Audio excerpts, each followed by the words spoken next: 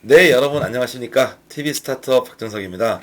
네, 제가 여러분들하고 창업 지원 사업에 대해서 정부에서 하는 거를 많이 소개를 드리다가 한 두 달 정도 좀 일이 많이 있어가지고 네, 제가 유튜브 활동을 많이 못했습니다. 그래서 먼저 기다리셨던 구독자분한테 죄송하다 말씀드리고요.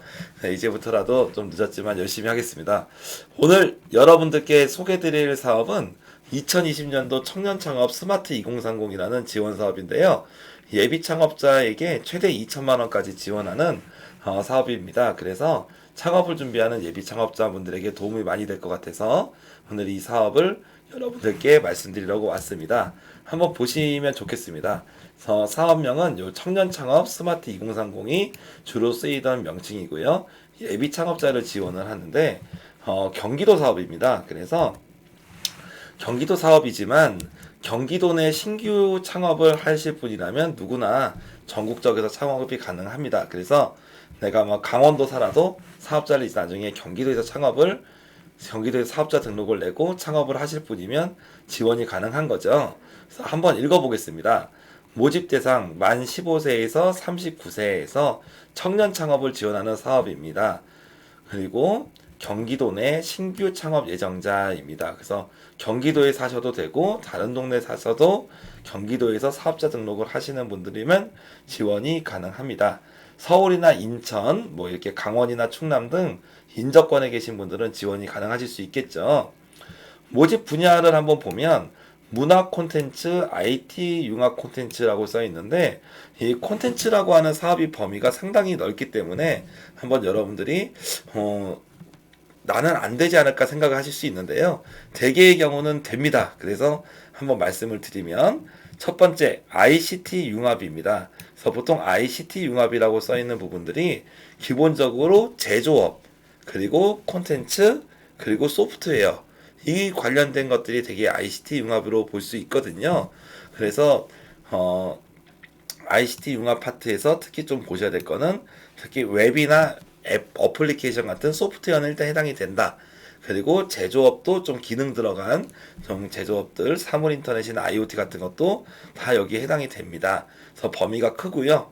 출판, 만화, 그리고 콘텐츠 창작, 애니메이션, 뭐 게임, AR, 만화 캐릭터, 뭐 그리고 디자인이라고 나오면 조금 애매하실 수 있는데 그냥 간단히 보시는 디자인 제품이라고 좀 보실 수 있을 것 같아요. 그래서 아이디어 제품, 디자인 제품, 뭐 캐릭터, 피규어, 인형 이런 것도 다 포함이 되고 제조 융합이라고 됐지만 실제적으로 뭐 여러 가지 제조에 대한 제품들도 됩니다. 그래서 생각보다 이 콘텐츠라고 하는 부분들이 우리가 생활에서 흔히 사용할 수 있는 그런 제품군들 그리고 관련된 생활 속에서 많은 사람들이 쓸 수 있는 그런 이제 웹이나 소프트웨어 그리고 여기 보신 것처럼 게임이나 애니메이션 뭐 캐릭터 공연 뭐 등등이 다 포함이 되는 포괄적인 개념이라고 보시면 될 것 같습니다. 필수 자격에 1981년도 1월 1일부터 써 있는데 이 부분은 어떻게 보면은 요 모집 대상 공문하고 안 맞는 부분이거든요. 왜냐면은 지금 만 39세라고 하면은 현재 1980년도 지금이 4월 24일이니까 4월 23일 그 여기까지가 마흔이에요. 그리고 그러니까 4월 25일 그러니까 즉 내일 만약에 내가 80년도 4월 25일생이면 만 39세 해당이 됩니다. 근데 밑에는 잘못 써 있어요. 1981년도 1월 1일부터. 그래서 공문이 조금 잘못되어 있지만 아마 이 부분에서 좀 요 내용만 보신 분들이라면 생각보다 요 내용 때문에 안 되시지 않을까 싶고요. 공문이 조금 잘못되어 있는데 아마 좀 더 이 정확한 여기 내용은 이 뒤에 보시는 문의 사항에서 담당자분한테 한번 연락을 해보셔야 될 것 같습니다. 제 생각에는 제 경험상은 요게 맞을 것 같다는 생각을 일단은 합니다. 그리고 예비 창업자는 사업자 등록을 하지 않은 분이죠. 그래서 경기도 내 사업자를 등록을 예정인 분들입니다. 좀 자격이 까다롭습니다. 현재 사업자를 낸 사업자는 지원이 안 되고 재학생도 지원이 안 되고 재직자도 지원이 안 됩니다. 그래서 요 세 가지를 여러분이 조금 내용을 좀 보시면 될 것 같아요. 그래서 현재 내가 창업을 한 사업자도 안 된다. 재학생이어도 학교 다니고 있어도 안 된다. 휴학생은 되겠죠? 그리고 재직자도 안 된다라고 보실 수가 있겠습니다. 그래서 휴학생도 안 되네요. 네. 휴학 및 재학생, 즉 학생들은 모두 다 제한이 안 된다라고 나와 있고, 졸업하거나 아니면 지금 실제로 진짜 창업을 준비한 분들만 오셔라라고 조금 강화된 내용인 것 같습니다. 우대 조건 내용을 보시면 여기서 경기도민은 가점, 장애인, 기초생활수급자, 북한 이탈 주민, 세터민 분들도 가점을 줍니다. 지원 내용을 보시면 1차로는 56시간 교육을 지원을 하겠다. 그래서 교육과 컨설팅을 지원을 하고요. 그 다음에 자금 지원을 하는데 핵심은 자금이죠. 그래서 제조 분야는 2천만 원, 비제조 분야는 1,500만 원까지 지원을 합니다. 그래서 심사를 통해서 800에서 2천만 원 정도 사이를 지원을 하고요. 그리고 일부 30% 정도 창업자의 의무 부담금이 있다라고 보실 수가 있습니다. 그래서 대개의 사업에서는 30%라고 되어 있지만 실제적으로는 한 10% 정도, 10%에서 15% 정도라고 좀 보시면 되실 것 같아요. 그리고 3번 네트워킹 지원해서 투자자를 만나게 해주겠다. 전문 이제 MD나 투자자를 만나게 해주겠다. 그리고 사무실을 지원을 해주겠다라는 4가지 부분이 들어가 있습니다. 그래서 4월 29일까지 접수를 하고요. 여기 홈페이지에서 그 내용을 다운받으셔서 신청서, 개인정보 이용서, 이용동의서, 주민등록 등본 등을 다운을 받으셔야 되고, 예비 창업자분들은 예전에도 제가 말씀드린 적이 있지만 사업자 등록 여부에 대한 사실증명원을 발급을 해야 됩니다. 그래서 국세청 홈택스에서 사실증명 신청이라는 데서 받으셔야 되고, 요 사실증명을 받으려면 미리 좀 팁을 드리면 요 홈택스는 공인인증서가 있으셔야 돼요. 그래서 가능하면은 공인인증서 하나씩은 있으시죠. 개인 공인인증서 하나 가지고 나중에 로그인 하시면 될 것 같습니다. 앞서 말씀드린 것처럼 이메일과 문의처가 있으니 궁금하신 건 이쪽으로 문의하시면 될 것 같아요. 전체적인 지원 내용을 한번 보시면 교육 지원이라고 써 있어요. 이 사업은 처음에 다 자금을 주는 게 아니라 1차적으로 선발을 해서 수업을 먼저 합니다. 그리고 창업 수업을 하고 어느 정도 좀 사업 계획서나 아이템이나 이런 걸 좀 개발할 수 있는 시간을 한 달 정도 주는 거죠. 그래서 6월 달에 발표 심사를 거쳐서 60명을 선발을 합니다. 60명을 이렇게 선발해서 지원금을 800에서 2천만 정도를 줍니다.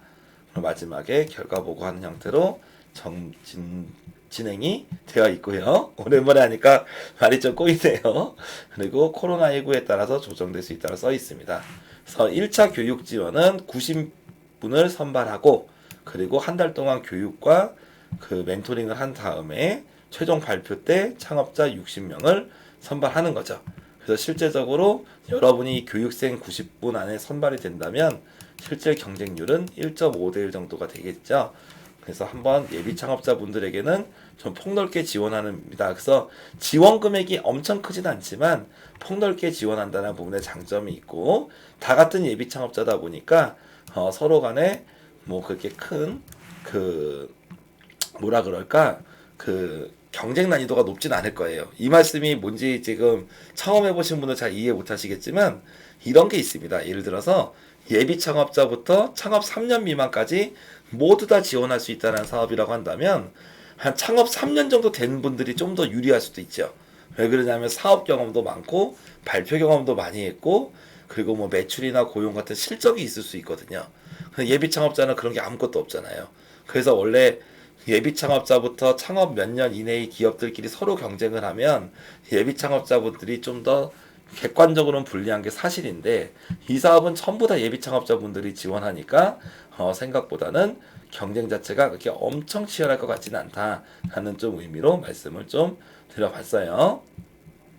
그리고 이 사업에 지원하는 동안에 예비 창업자를 대상으로 하는 타기관의 지원 사업에 중복 참여가 불가능하다 써 있습니다.